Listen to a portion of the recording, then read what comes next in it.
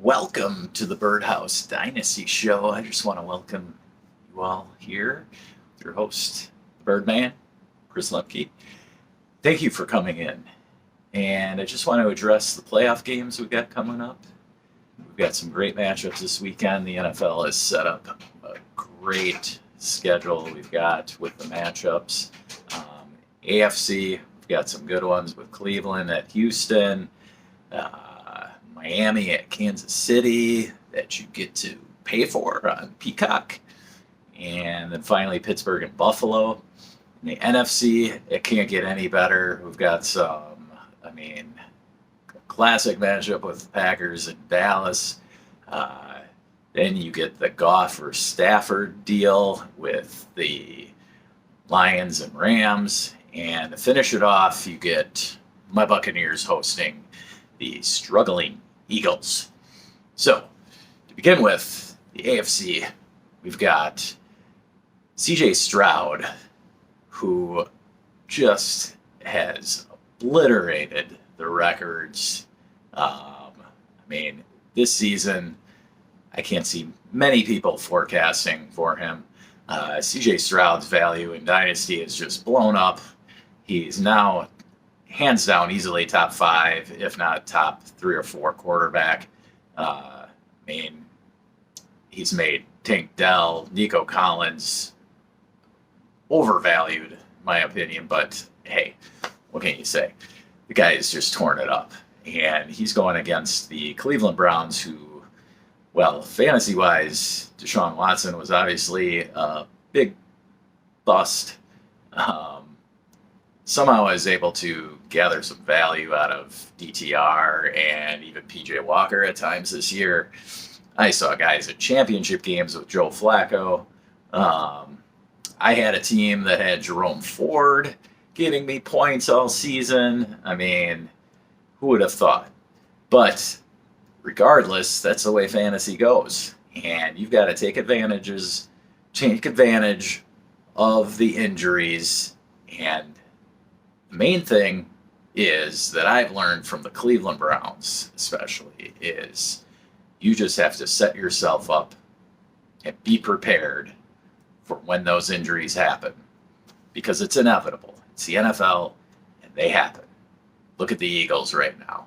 They're stuck with Jalen Hurts and his funky finger. You got A.J. Brown and his goofy knee, and Devontae Smith with an ankle that we don't know is going to be ready for this Monday night. Back to the AFC, though. We've got a second matchup with the Miami Dolphins and Kansas City Chiefs. Fireworks everywhere here. You got Tyreek Hill returning to Kansas City. I don't know that Tyreek Hill value can ever get any higher than it is right now. If you are a team that is on the fringe in your league and you have Tyreek Hill, now's the time to deal him. It's right following the legendary season that he had. He was on pace for 2,000 yards most of this year. Guarantee somebody in your league is looking for help at wide receiver. Take advantage of it right now with Tyreek.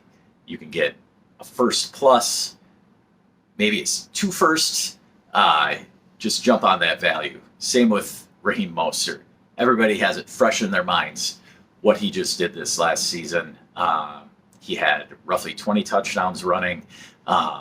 He was able to split work with A-Chain. Just get what you can for Mostert right now. He is guaranteed not to produce this way next season, if anything. I don't know if he'll even be with the Dolphins. Speaking of A-Chain, he's a guy that I wouldn't have a problem trading for right now. Generally, I wouldn't recommend trading for running backs at this point in the offseason, but he's one guy that you might be able to still get for a decent value. He's easily a top 10 dynasty back right now.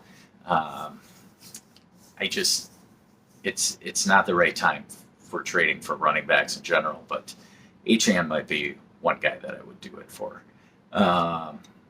Who else in that matchup? Travis Kelce. I did just get Kelsey in one league where I needed some tight end solidity, just because I had Kyle Pitts and I was dealing with him, going back and forth between him and Logan Thomas all season.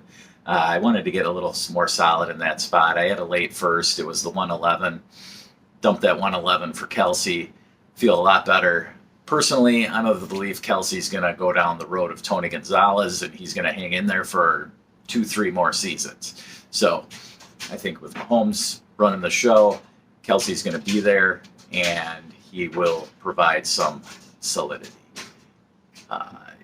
Go to the next matchup in the AFC. We got the Steelers at the Bills. What can I say there?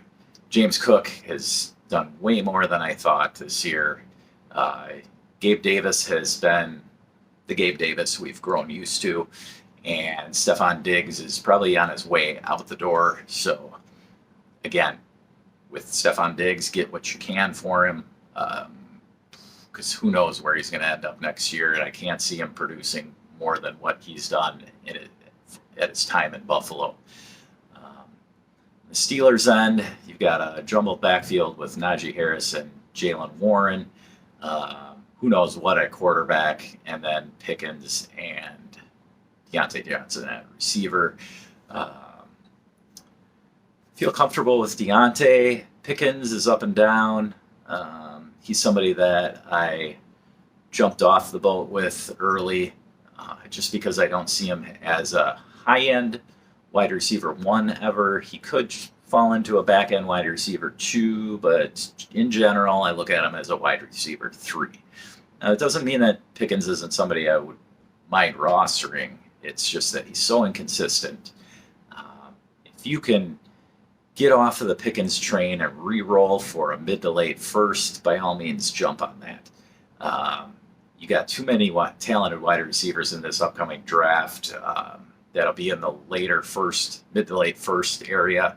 Guys like Harrison and Neighbors will be gone, but the other receivers like Keon Coleman, we got Rome Odunze from Washington, who's been projected anywhere from the mid to late first, although he's even been in the top 10 for some people. So what I'm saying is there's plenty of options at wide receiver that you could draft this year that could become more consistent than George Pickens. If we go from that game over to the NFC side, and we're looking at the first matchup in the NFC, we've got the Packers at the Cowboys. Classic matchup, tons of talent on both ends. What can I say about Jordan Love? I mean, the guy exceeded expectations in his first year. He's made Jaden Reed and Dontavian Wicks fantasy viable. Even Romeo Doubs, he's viable. I mean, they all were flex options this year by the end of the season. I mean, Dontavius Wicks, if he blows up this week, who knows what his value is. You could be asking for a late first from him. Jaden Reed, he's gone from maybe a flex option to a legitimate flex option to where next season we could be looking at him as a solid, consistent top 15 wide receiver. If you're able to trade for either of them right now, you're going to be probably overpaying. Wicks is a guy, if you can acquire before the game, he has a good game, you could be looking to flip for a back end first. At tight end, you got Tucker Kraft, who's been blowing up. I mean, I don't know what to say about this Packers offense. It's just been on a roll. Get what you can for them right now, because I don't know that they're going to increase anymore in value. You've got Christian Watson, who will be back next season, even maybe this year if they continue on the playoffs. But they have too many weapons. That's the problem. I don't see anybody in Green Bay becoming a wide receiver 1. Watson and Reed could be wide receivers 2s. Reed definitely is more consistent than Watson, Um, but in general, I would be looking elsewhere for some consistency. Um, Love's a guy that you could definitely acquire now for the right price. Again, don't see him decreasing in value this offseason, but as far as increasing in value anymore, it's going to be hard. You got a couple of quarterbacks coming in that are going to push him to the limit. Like Caleb Williams and Drake May might enter higher in value than Jordan Love. I wouldn't be buying into either of them higher than Love. Love is a proven commodity now. So I would be looking to tier down. If I've got the 102, for instance, I would take Jordan Love plus something for that because, man, as much as Caleb Williams is talented, same with Drake May, you're not going to be getting a proven commodity with them. Jordan Love's shown it this year, all right?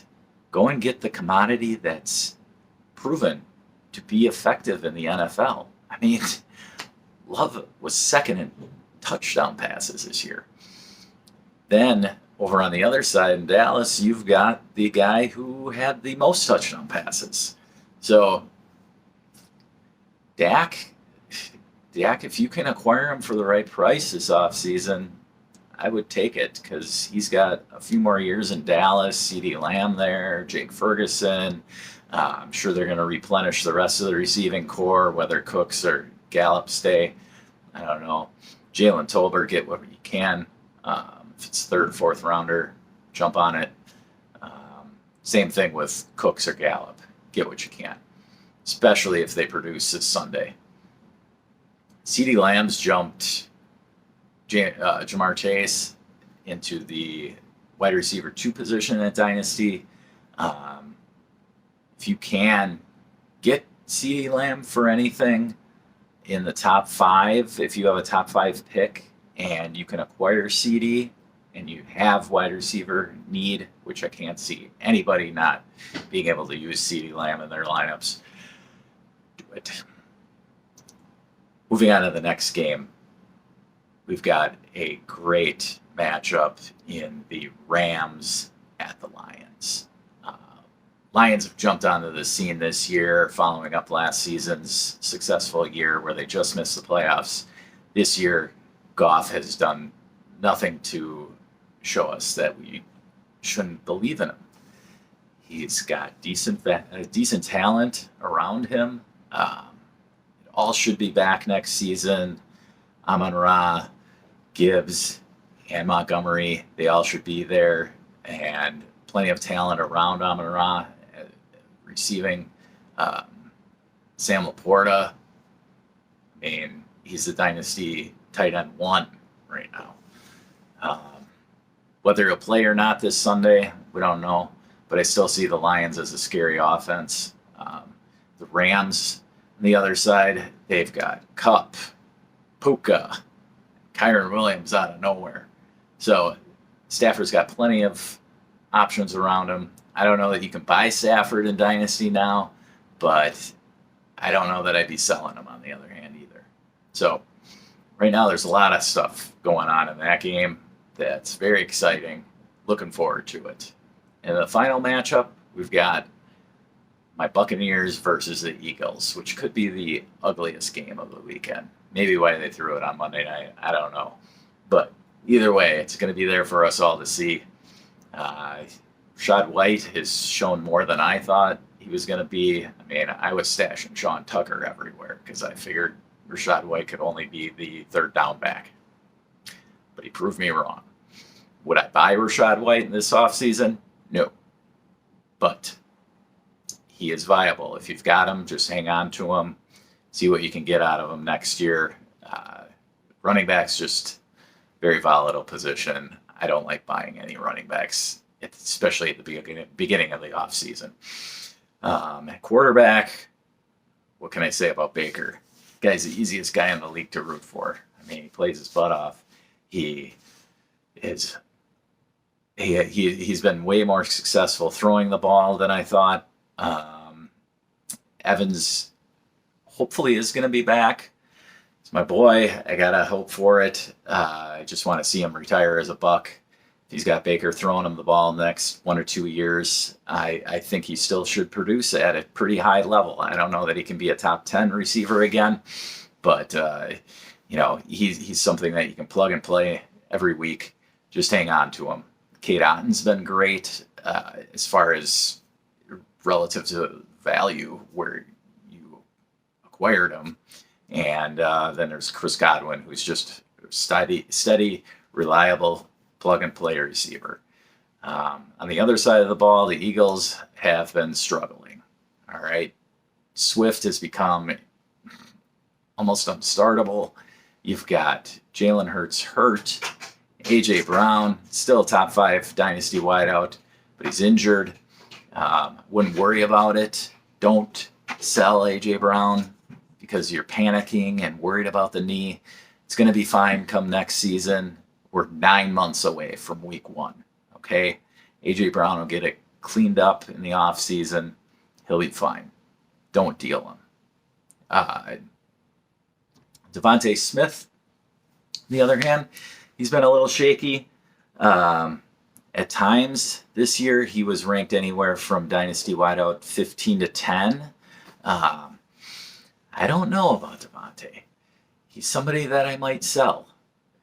If you can get a mid to late first for Devontae Smith right now, you're going to be acquiring somebody who's younger, somebody who could be their team's number 1. Somebody like Neighbors, we don't know where he's going to go. You got Keon Coleman as well as Roma Dunze. They could easily be their team's number 1s. All right. Devontae Smith's ceiling is simply capped by A.J. Brown's existence there. So I'd possibly look to sell Devontae Smith this offseason. And you might have to do it sooner rather than later. Okay. The draft pick values are only going to increase as soon as we get through the playoffs here. We got the combine 2 weeks later. The NFL's just set it up perfectly, all right, for us to just stay engaged all off season, and the draft picks will only increase in value. Well, that's all I've got, I think, for right now. Go Bucks, and we'll see you next time.